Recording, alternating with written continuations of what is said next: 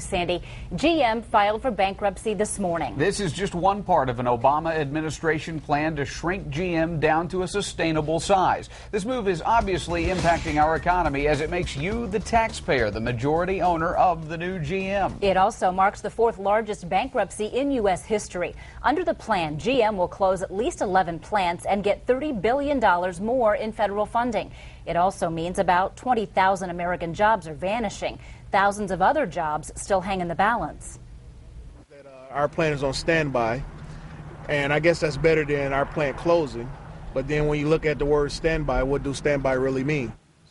At a news conference this morning, President Obama praised GM for submitting a solid restructuring plan that could get it back on its feet. The president says giving the company more money is the only way it can survive. But of course, GM is an American company with tens of thousands of employees in this country, and responsibility for its future ultimately rests with us. The president added he thinks this new plan will let GM start growing for the first time in 3 years. Along with filing for bankruptcy, GM also announced plant closures nationwide. But our local plants, the ones in Fort Wayne, Marion, and in Defiance, Ohio, are safe. Here is a look at the plants that are shutting down. The list of closures includes a stamping plant in Indianapolis, where 670 workers will lose their jobs.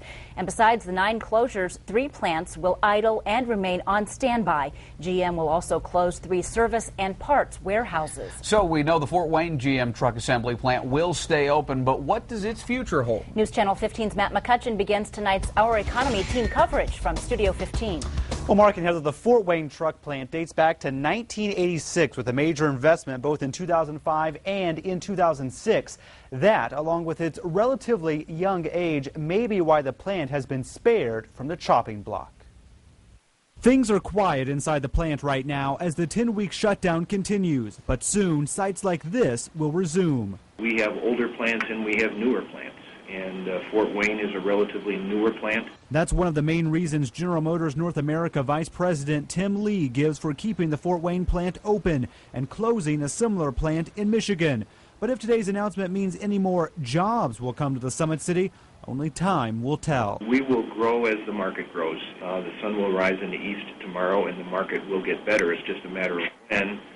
And I think, as all you know, that's a matter of consumer confidence. So we expect great things out of the Fort Wayne plant, and as we receive more orders, we'll build more trucks. I believe in my heart and soul that there will be further investment and there will be positive changes for this plant. Local 2209 Union President Orville Plumley is filled with a mix of emotions today.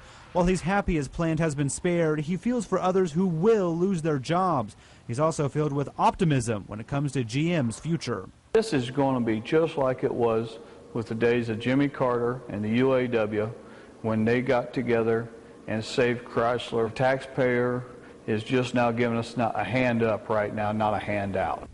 General Motors will now travel down a new road with only 4 brands: Chevrolet, Buick, GMC, and Cadillac. Matt McCutcheon, News Channel 15. As we told you earlier, Defiance, Ohio's plant won't close, but it will see some major changes. That powertrain plant will transition from 4-speed transmissions to more fuel-efficient 6 speeds. Defiance operations are under review, so it is not clear exactly what impact this change will have on its roughly 1,400 workers. Today's